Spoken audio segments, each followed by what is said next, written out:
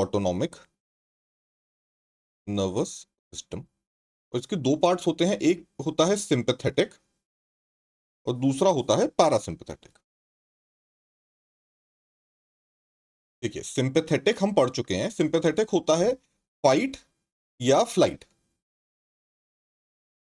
Fight, इसको आप freight भी लिख सकते हैं। फ्राइट यानी कि डर जाना, तो लड़ेंगे, डर जाएंगे या भाग जाएंगे। इस इस सिंपैथेटिक नर्वस सिस्टम के स्टिमुलेशन से इन तीनों में से कोई एक चीज होगी, और हेड टू टो ये पूरी बॉडी में कुछ ना कुछ अफेक्ट करता है। इसका बिल्कुल उल्टा इफेक्ट पैरासिम्पैथेटिक में देखने को मिल जाएगा। अच्छा, अब सबसे पहले आप आई से शुरू करिए। तो प्यूपिल्स को ये डायलेट कर देता है। अब प्यूपिल, अगर ये हमारी आंख है, ये प्यूपिल है। अगर प्यूपिल कंस्ट्रिक्टेड है तो हमें कम दिख रहा है, लेकिन अभी तो हमें लड़ना है या भागना है, तो हम चाहते हैं हमारा प्यूपिल डायलेटेड रहे, कंस्ट्रिक्टेड ना रहे।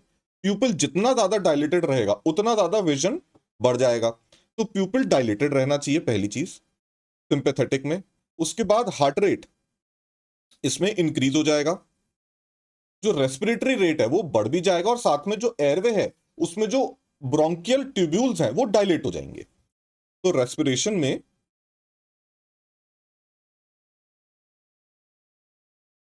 ब्रोंकियल ट्यूब्यूल्स का हो जाता है डायलेशन, या डायलेट हो जाते हैं। अच्छा, इसके अलावा जो स्वेट ग्लैंड्स है, अब लड़ना है या भागना है तो स्वेट ग्लैंड्स का काम है एक्टिवेट हो जाना, और स्टिमुलेट करता है सिक्रीशन, यानी कि स्वेटिंग बढ़ जाती है। तो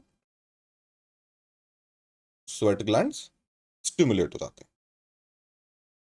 इसके अलावा जो हमारा लिवर है, लिवर के अंदर ग्लाइकोजन स्टोर रहता है।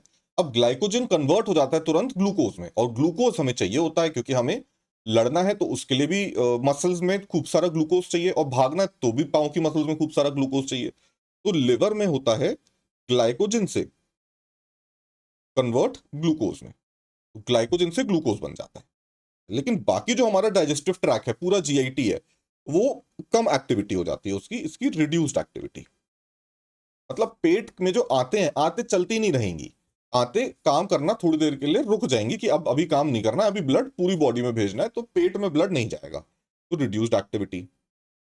अच्छा, इसके अलावा जो एड्रीनल ग्लैंड है, एड्रीनल ग्लैंड ये एडीआर, एड्रेनलिन और नॉर एड्रेनलिन, तो एड्रेनलिन एंड नॉर एड्रेनलिन ये दोनों सिक्रीट करने लगता है, इनका सिक्रीशन बढ़ा देते हैं।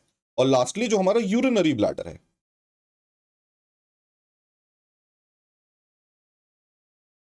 ये यूरिनरी ब्लैडर रिलैक्स हो जाता है और यूरिन को स्टोर करने लगता है। मतलब जब आपको लड़ाई करनी है तो आप यूरिन करने तो जा नहीं सकते कि 2 मिनट रुक भाई, टॉयलेट से आता हूं। तो यूरिनरी ब्लैडर रिलैक्स हो जाता है और यूरिन नहीं आती, यानी कि मिक्चुरेशन नहीं कर सकते आप इस टाइम पे, अगर आपका सिंपैथेटिक नर्वस सिस्टम एक्टिवेटेड है। पैरासिम्पैथेटिक का बिल्कुल उल्टा होता है इसमें। पैरासिम्पैथेटिक में डायलेट की जगह हो जाएगा ये कंस्ट्रिक्ट। अच्छा, हार्ट रेट बढ़ने की जगह स्लो हो जाएगा, स्लो हार्ट रेट। ये डायलेट होने की जगह कंस्ट्रिक्ट हो जाएंगे ब्रोंकियल ट्यूब्यूल्स।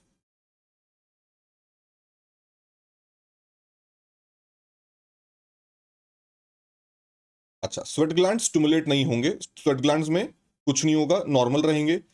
ग्लाइकोजन से ग्लूकोज बनने की जगह ये सिक्रीशन रिलीज करेगा लिवर बाइल पिगमेंट का। बाइल पिगमेंट सिक्रीशन चाहिए होता है खाना डाइजेस्ट करने के लिए, तो बाइल पिगमेंट सिक्रीट करने लगेगा।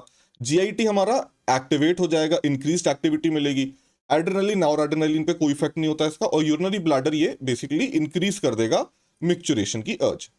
मतलब जो मसल्स हैं जो कॉन्ट्रैक्ट और रिलैक्स करनी चाहिए, स्फिंक्टर की मसल रिलैक्स करनी चाहिए और दूसरी मसल्स कॉन्ट्रैक्ट करनी चाहिए, जिससे यूरिन आ जाता है, तो यूरिन आउटपुट बढ़ जाएगा और पेशेंट मिक्चुरेशन यानी कि पेशाब कर पाएगा। इसके साथ साथ आपको यह भी याद रखना पड़ेगा कि ये जो सिंपैथेटिक नर्वस सिस्टम है, इसका न्यूरोट्रांसमीटर होता है नॉरएपिनेफ्रिन। और ये जो पैरासिम्पैथेटिक सिस्टम है, इसका न्यूरोट्रांसमीटर होता है एसिटाइलकोलिन। तो अगर पैरासिम्पैथेटिक नर्वस सिस्टम एक्टिव है तो एसिटाइलकोलिन न्यूरोट्रांसमीटर रहेगा, और सिंपैथेटिक नर्वस सिस्टम एक्टिव है तो नॉरएपिनेफ्रिन न्यूरोट्रांसमीटर रहेगा।